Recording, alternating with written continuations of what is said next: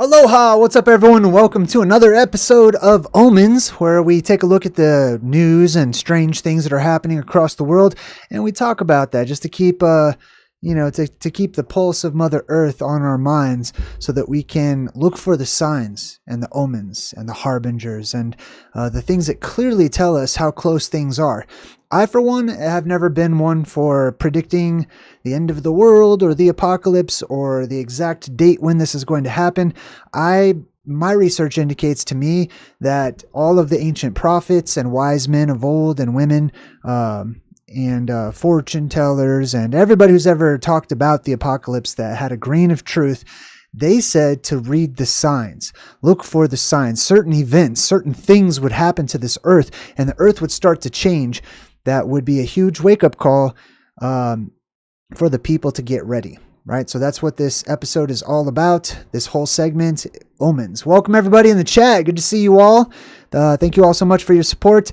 I have all of the books for pre-orders have been sent out today. I did all of the overseas, so if you ordered my books, if you did a pre-order and you live overseas, those have just been put into the post office today. So those should be coming out your way. And I want to thank everybody for visiting my website too and checking out my book offers and merch. And I've got my first scheduled Plasma Apocalypse consultation tomorrow. So I'm pretty excited about that. Now let's jump right into the headlines and the omens. This one right here says giant fish. Wait, let me check the chat just to make sure everybody can hear me. Looks good. Looks good. Okay, cool. Good to see everybody. All right, this one says giant fish thought to be extinct is spotted. Scientists say that a giant fish in the Mekong River thought to be extinct had been spotted 3 times in recent years. Now, the omen behind this, I have found that the closer we get to the end point, which is really the beginning, it's the end and the beginning at the same time. That's why it's a reset, all right? Just like when you reset your console or your television or whatever, it turns off, but it turns right back on. That's why I do like the descriptor when people talk about a reset. I like that.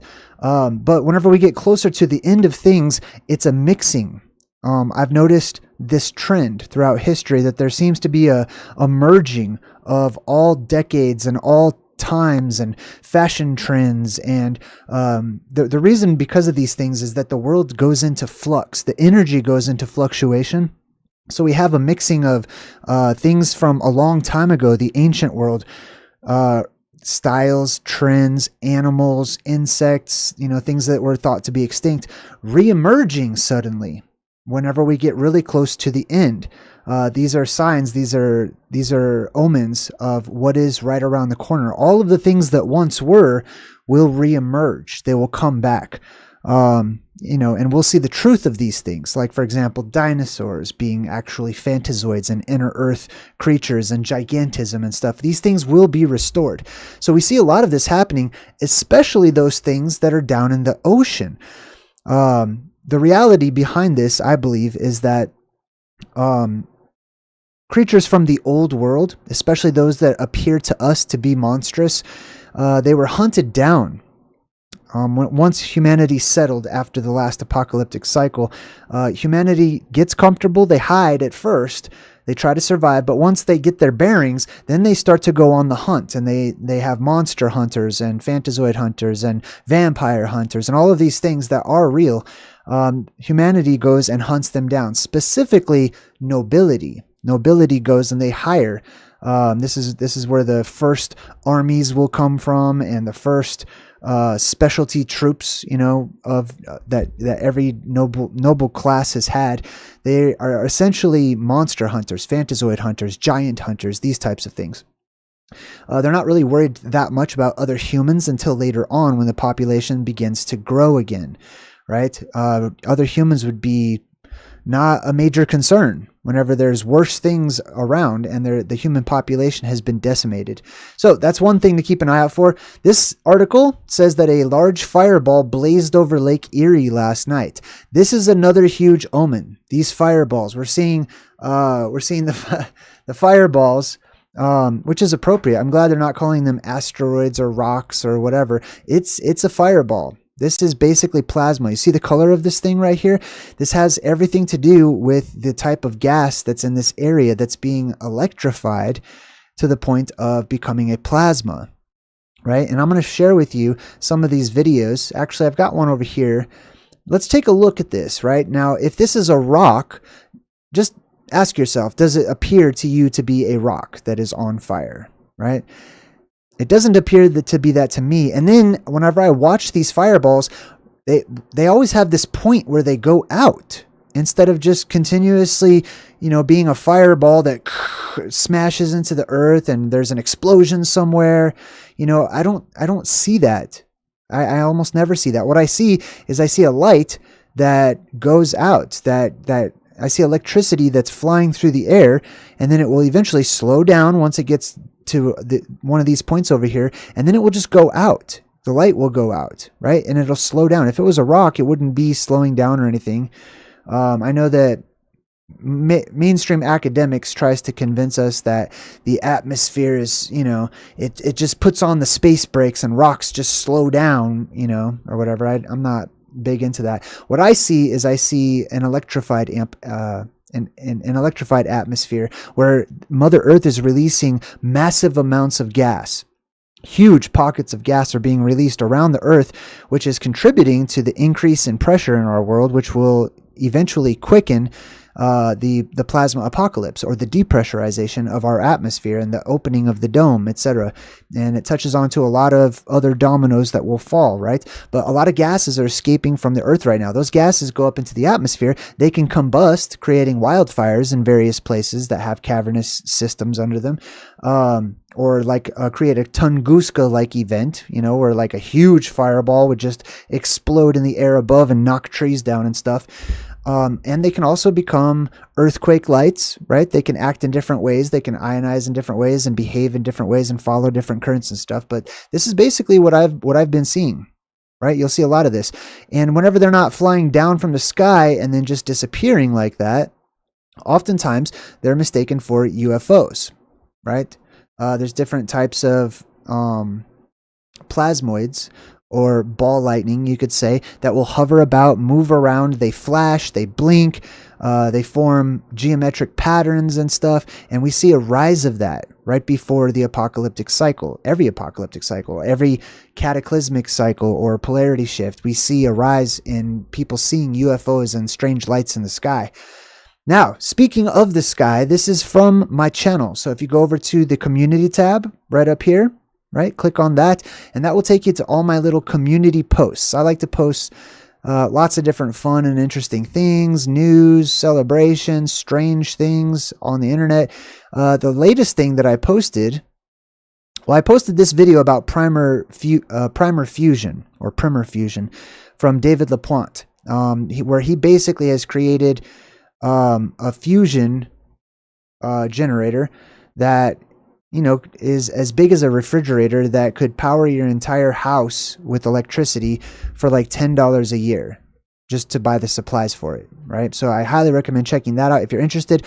Also, the shape of these things is crucial to understanding what I think about our cosmology and how the plasma apocalypse works. I'll have to go into that in more detail in another video. This is what I wanted you to see. I went out last night. How many people in the chat? I just want to ask, how many people in the chat have noticed that the stars, just the stars, seem to be exceedingly crisp and bright and really stand out against the darkened sky? Seems like they're getting brighter and brighter to me personally. Last night I was able to go out and they were so bright. I could see the Pleiades up above. I could see it with my eyes, but normally I can't take a picture of faint stars up in the sky, especially a faint star cluster like the Pleiades. I know it's kind of hard to see right here, but if you go, over there and click on it, you can expand it and see it, right? But it looks like a tiny Big Dipper, basically. And it's really weird. My camera picked it up perfectly. This is the Pleiades star cluster right here, which is, very difficult to see. Here's some other shots of an exceedingly bright moon that I took pictures of. Let me see if I can cycle through these pictures here. So this is the moon.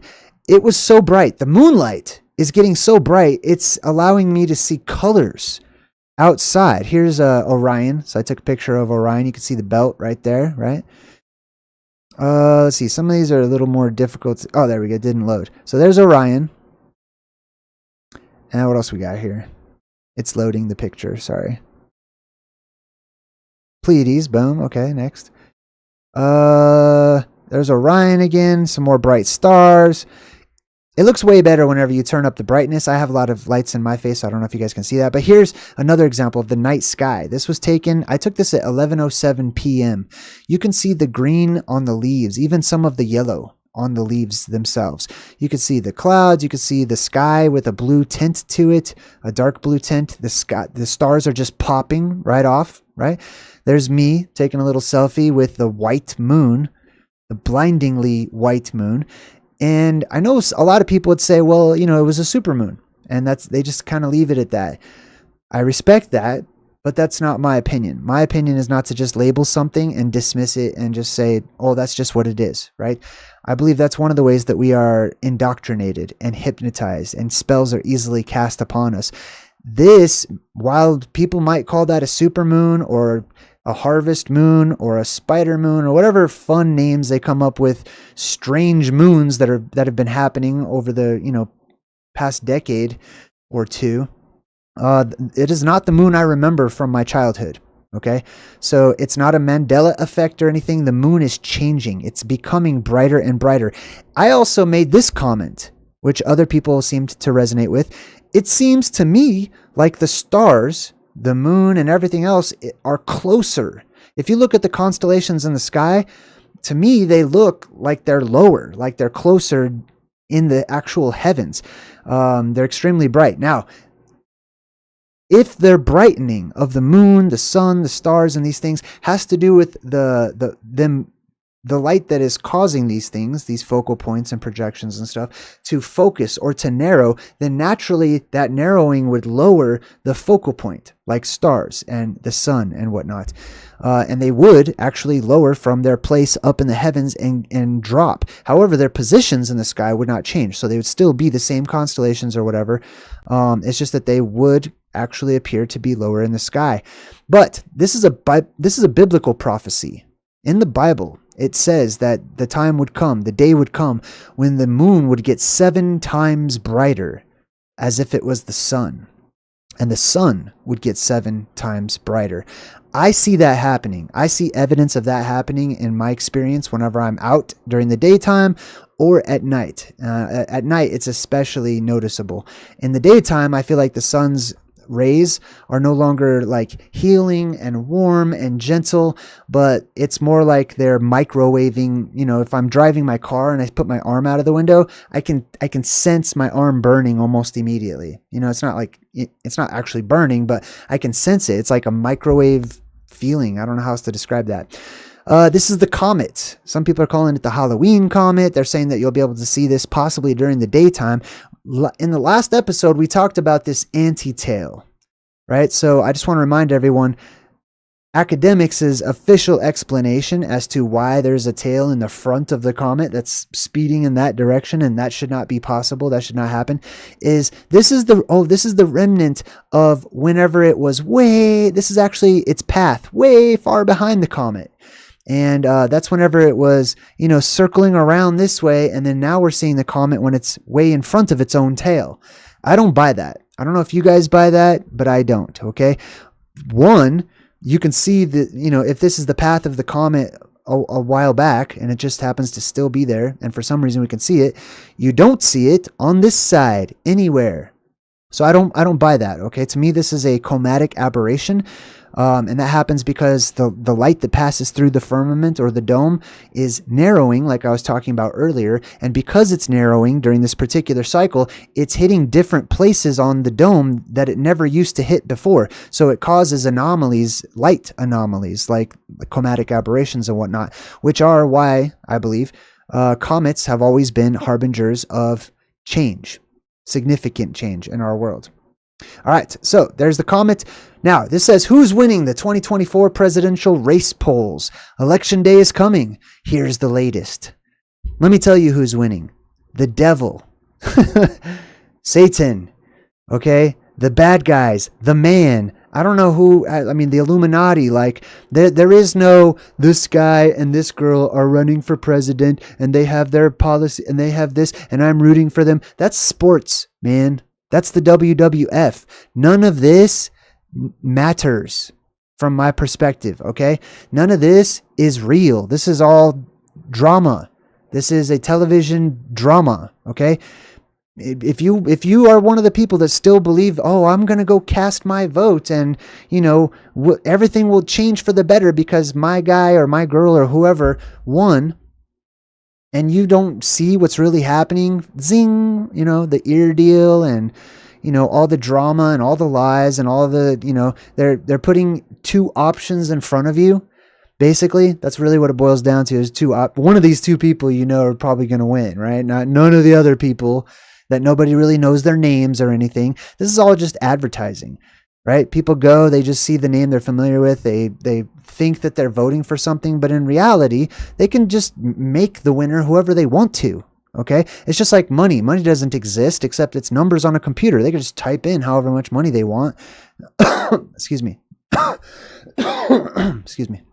They can just choose who they want to be your leader. And it doesn't matter which one is chosen. It doesn't matter which one wins. Okay. And if you think about it, if it was really designed to be fair, then let's say Trump wins and he's one of the red people. Don't you think that like the law to make it balanced would insist that his assistant president or whatever, right? I don't even care what they're called, that they would have to be one of the other party, like the blue would balance out with the red and the red would balance out with the blue. No, they don't. They're like, oh, I'm taking my people with me. It should be, if he's president, then she should be vice president. I mean, like, you know, if this was all true.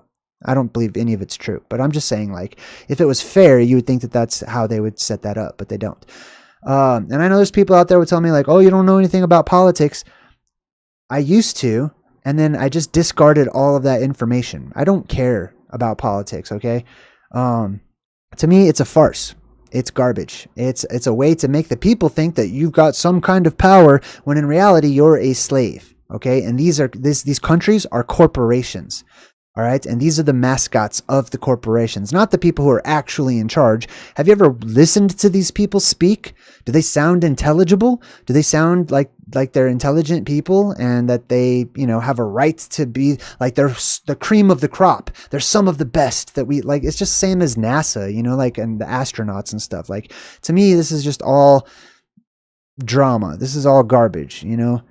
Like Hulk Hogan right back here, whatever. So anyways, that's who's winning, okay? The bad guys are winning. No matter who you vote for, if you vote, I've never voted in my life. You can vote if you want to. I don't care. It's not going to change anything, okay? It's not going to change the apocalypse. It's not going to change, you know, anything. It gives people a sense of security. That's all. That's my 2 cents on that. Now, check this out. This is an interesting thing. This says researchers in a lab near Lake Erie study how toxic algae can damage health. This is huge. Let's listen to this. I'll never forget 2014 when I didn't know what microcystin was yet, waking up and having to go to Indiana to get water and just seeing the widespread fear on people's faces. Okay, so hold on. So he's talking about when the water was so toxic that they had to go to some other county or whatever to get water, right? The waters are turning green the world across, okay? Just as a reminder, the ocean is not blue. Okay, water is not blue. It's see-through. It's clear. It's transparent. Okay, but the reason it's turning green is because there's actually green algae and bacteria and stuff like cyanobacteria and other toxins that are forming because the water is heating up, and as it heats up, it expands, and the sea levels will get higher or whatever. Because the water expands when it gets warmer, right?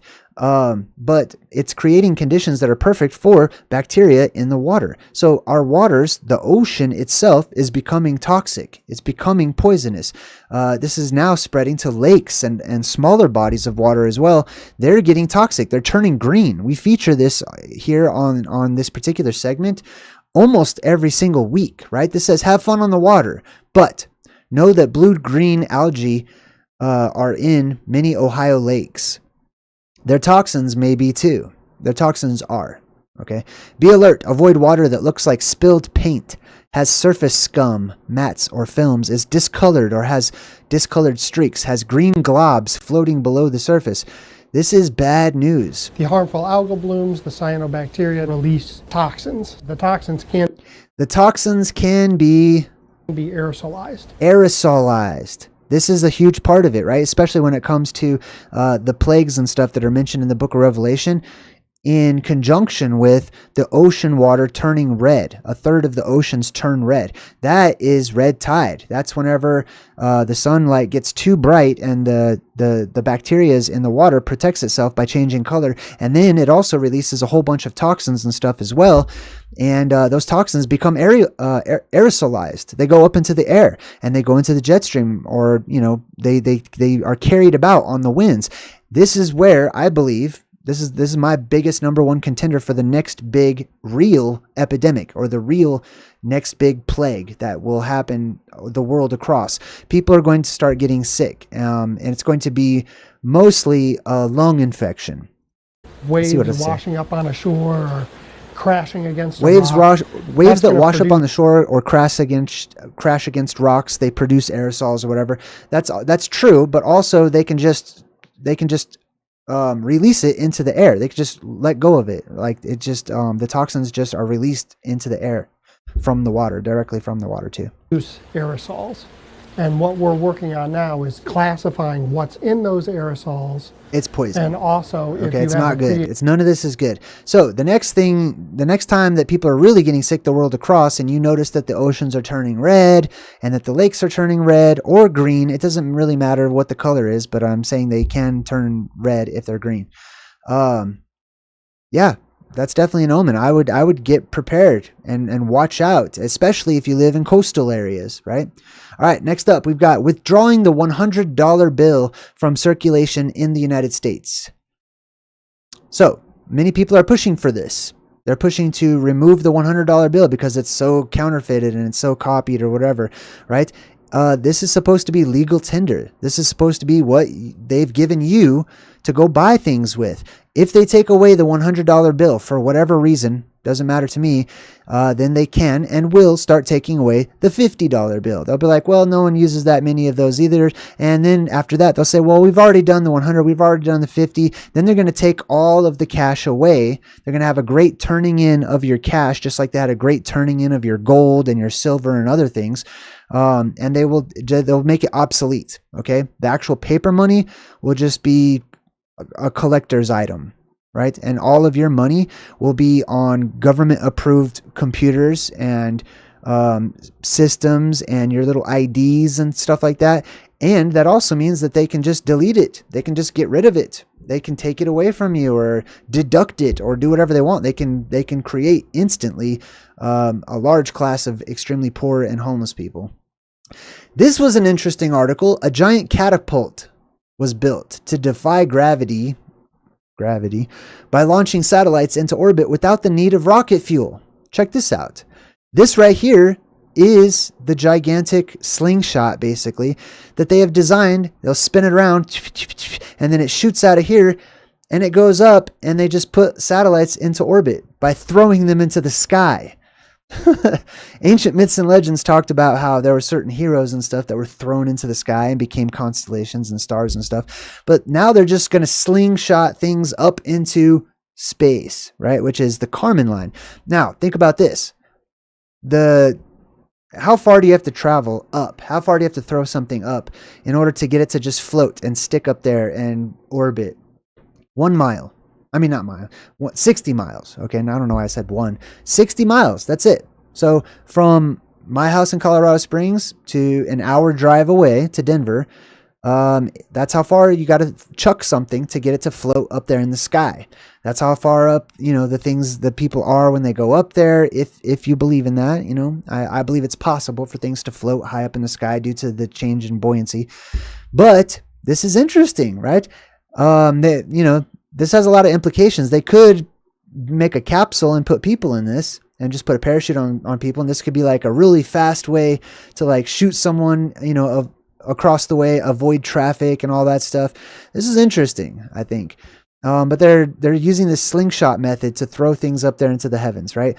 In our minds, in my mind, especially a long time ago when I was a child, space, outer space, or, getting so high up into the atmosphere that people and objects would float, that seemed like it was thousands of miles away, not 60, not an hour drive away. That's not too high up off of the ground. It's not too far away. I think that's an interesting thing. All right, so next up, it says you're going to have a robot coworker sooner than you think.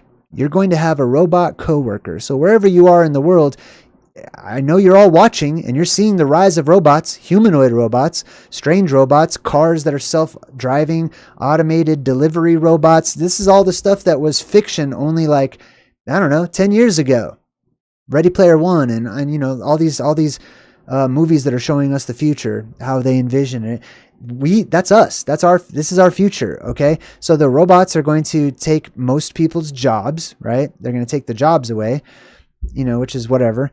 They're slaves anyway. Okay. Robot, the word robot, the etymology, it means slave. It means something that has no choice, right? So this is just one type of slave serving other types of slaves, basically, right?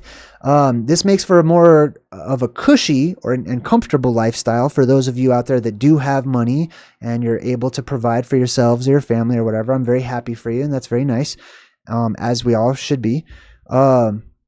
But it's going to make it so that this is really, truly the time of the gods, right? This is the time that will be discussed after the next reset, after the next apocalypse. This right here, you're looking at what appears to be fiction to those people that live in a stone age. Okay. This is your time. You're living in a historic point right now. I mean, it's all historic, right? But, a detrimental story time point. Like, this is going to be discussed. It's going to be brought up, and there will be people in the post-apocalyptic world that you'll have to do some sort of telepathy memory sharing with them for them to even really believe that this is true, that people allowed themselves to become slaves first and foremost, and then they created more slaves in the form of these robots or automatons or whatnot, that served them, and they just sat on couches and they had these robot slaves that served them and stuff. It's fiction and fantasy that is coming to life. This is why we do truth in movies, right? There's truth in music, truth in movies, truth in every form and avenue of fiction and science fiction and fantasy and all of these things, right? Going back all the way back throughout time. All of the stories are real, is how I see it, basically, right? So the humanoid robots. Now, here's another thing too. If I'm correct about plasma possession, these humanoid robots will stop serving people whenever they are reprogrammed by Skynet, or the plasma that creates a net over the sky and comes down just like it did with the Carrington event and brings these things to life and reprograms them and uses them, basically, right? The robots will turn on the people. Okay, I don't know what else to say about that. That's just that's pretty definite for me. Next up, polar ice crisis of 2024. Arctic and Antarctic are near historic lows. And here's a picture. Here's like a little map or whatever of the world. And this is the area of the North Pole. This is also the exact same area where Hyperborea is, or the Garden of Eden, which I'm full on with the Garden of Eden being located right smack here in the middle of the world, okay? There's a lot of people that think it might be in the Middle East or other places in the world. If you want to know my reasoning, you can check out my new book, which is called Return to Hyperborea.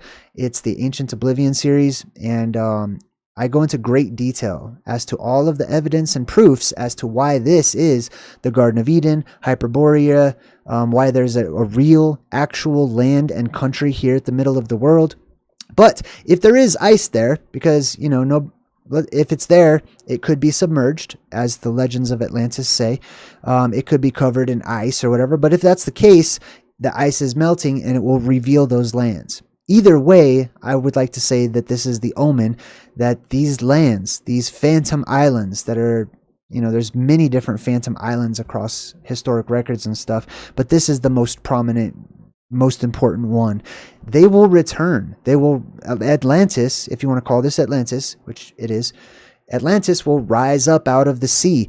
The story of Atlantis doesn't just end with, it was this advanced society, which we are now. Okay, what happened to Atlantis will happen to us, and it will just keep looping itself around. But Atlantis sank. That's only a part of it. That's the history. But there's a prophecy that says Atlantis will reemerge one day, that it sinks and then it shows back up, just as the Garden of Eden disappeared and then it will show back up in Hyperborea and all the places that are basically different names for this place right here. Now, next up. Oh, and this is also why all the different countries, like the United States and Russia and all these people, why they keep on inching closer and closer and closer, and why it's a big deal. Like the Arctic, you know, the land in the Arctic, even the land that's under the water, these countries are fighting for that land. Why? Because they're starting to surround the camp of the saints. They're going to inch their way closer and closer and closer, especially whenever they discover new islands or whatever, you know, that will just pop up, I'm sure. And they want to claim those pieces of land, right? Because they're trying to get closer and closer to Eden and paradise and Hyperborea, etc. All right, next up, new neural chip boosts efficiency and safety in brain stimulation. Oh my God, I'm so excited right now. I suck at lying. Yeah, I want to get my new neural chip to boost efficiency. That is a technical way of saying people are stupid. Don't you see that? Right? If you need a chip to boost efficiency, you're lazy. You're stupid and lazy, basically. Not anyone specifically, but you know, in general, it seems like most of the people in this world are stupid and lazy, from my perspective. And brain stimulation, right?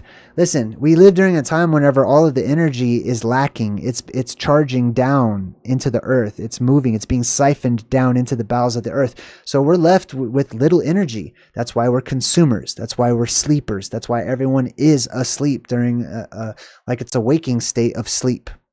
Basically, there are sleepwalkers all over the place.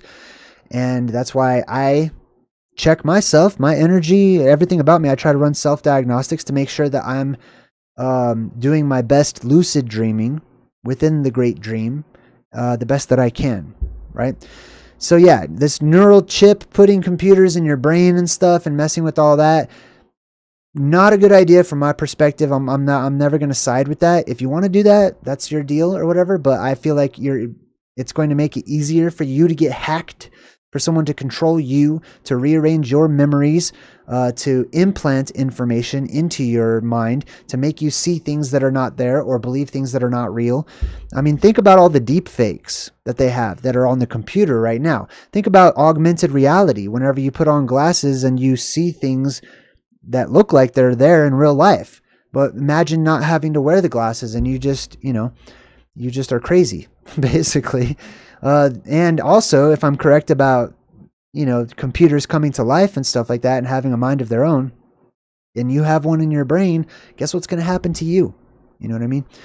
And then we've got this article talks about a nightmare scenario. Speaking of deep fake ads, right? I guess people, hackers and, whoever, I don't know, computer people, they're creating deep fakes of celebrities, and they're using those to do these campaign commercials.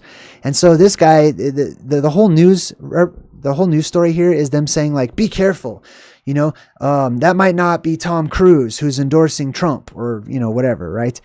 So let's check this out real quick. Votes in one district could tip the whole election. The ad seeking to show viewers just how easy it is to produce convincing fake video. Voting is your right. Don't let anyone take it from you. I love you, Amy. I'm so sorry. I'm not even American. Okay. Experts are... All right, so they're telling everyone, like, be careful. That might not be the real celebrity. It could be a deep fake. Here's what I'm going to say, aside from just voting is not real and doesn't matter and you're all being duped, okay? If you vote because your favorite celebrity likes the candidate, you probably shouldn't be voting anyway. Okay. Like if it were real, if it did have an impact and, it's not a big fat scam. Yeah, like voting just because, Tom Hanks or whoever, I don't know, just, some actor, just because you like the actor and they're like, yeah, I think you should vote. It's like they're actors. They're not even politicians for the most part, right? Which that line is being quickly blurred, right? They're kind of the same thing. But they're actors. Well, who cares what their political views are? Who cares what their preferences? They're actors. Let them be actors. Why is it that whatever they think about as far as politics or presidents or whatever, kings and queens, why would that matter to anybody coming from somebody whose job and sole purpose and every part of their life is just like being a celebrity and just being famous, you know, because they're in a movie or whatever. Like, it's ridiculous to me. And it's an omen, and it's a sign of the state of the world and the intelligence level of the people of this world and the gullibility of the people of this world in general and in mass all over the place. It's insane. I can't wait to tell this story to people after the apocalypse. There's so many stories. Like, we're going to have so many good stories. Like, this is all the future fiction, just so you know. So remember, you'll have some good stories to tell at future campfires. All right, last but not least, I want to thank JWTV. I was tuning into his live stream just before I started this one, and he was talking about this, brought this to my attention, says emergency response exercise planned for the state capitol on Wednesday. Right? Well, this was like, you know, this was a while. This was yesterday, I believe, right? So they evacuated the state capitol. This is the Capitol building, right? They evacuated this place. There was all these sirens going off. On JW's channel, he's got like a video of a woman who was recording it and stuff. And they were evacuating this whole building. Why is this weird? One is, from what I understood, they were evacuating, you know, just in case there was an airplane that might hit, you know, a low-flying airplane or some garbage like that. They don't need to evacuate this building. This is a fortress. I'll just tell you that. I don't know how much you guys have studied the Capitol building, but you see this dome on the top of that? That was built purposefully to harness electricity from the heavens. These columns redirect electricity and they send it into underground places and probably capacitors to store the energy or to do other things with it. Underneath this Capitol building, which is clearly electrical in nature, it's designed to work with electricity that's in the atmosphere. Now, there's not a whole lot of electricity in the atmosphere right now, which means either at the time it was built, there was, and it served a purpose, or it was being built with the knowledge that that electrically amplified atmosphere would one day return, and that they would have this place all built and all ready for that day. Now, underneath this, first and foremost, underneath this dome right here, I don't have a picture of it right now, but under this dome, if you're on the inside looking up, there's this huge fresco. There's a painting with George Washington surrounded by these ancient gods and goddesses, right? They call that like the Ascension of Washington or something, or the deification of Washington. And then if you look right in the middle, there's actually a faded map of that circular island at the North Pole, as I just previously talked about. But the weird things with the Capitol building don't stop there, right? The dome started cracking and falling apart. That in itself is an omen. They had to go fix this dome and stuff because it was cracking and falling apart. That's an omen of our dome cracking and falling apart. Did you know beneath this building, there's countless levels of underground systems, tunnels that are all classified? Right? They won't tell you what they're for. They won't tell you what's underneath this building. There's tunnels that go from this building to other buildings and stuff. There's even a subway down there. There's bunkers down here. There's a crypt down here that they say was built. Oh, yeah, we were going to bury George Washington in this crypt, but then, we found out that he actually wants to be buried in his home in Mount Vernon. That story doesn't make any sense whatsoever because Washington died way before this building was even built. Okay. And then they knew they had Washington, allegedly, they had Washington's, his will, his last will and testament that's expressly said, bury my body at Mount Vernon. So why would they even build a crypt here, knowing that Washington and his family did not want him to be buried anywhere but Mount Vernon, right? There's an empty crypt underground that's reserved for Washington. There is a dome that's designed to draw electricity from the atmosphere. And my guess is that if you go open Washington's coffin in this crypt, there's probably a door, a stairway that will take you down into some other secret bunker and stuff like that. This place has all kinds of weird secrets to it, right? It's just, it's a strange building. And look at this. This is like the ground floor is way up here and stuff, right? There's definitely some mud flood pictures of this particular image in this particular building where you can see they have all kinds of stuff underground, right? Lots of underground hidden strange networks and stuff. Weird things. All right, cool. I think, is that it? Yep, that was pretty much it for today. So high five to everybody in the chat and all 339 people watching right now. Good to see you. Thanks for joining me on this shorter episode of Omens for today. Go check out my books you can get them from Amazon, but if you order my books from my website, you get autographed books. I've got merch, all kinds of bookmarks and custom merch that I have, and over time I'll be adding to that too, so you can get some special packages if you would like to talk with me personally.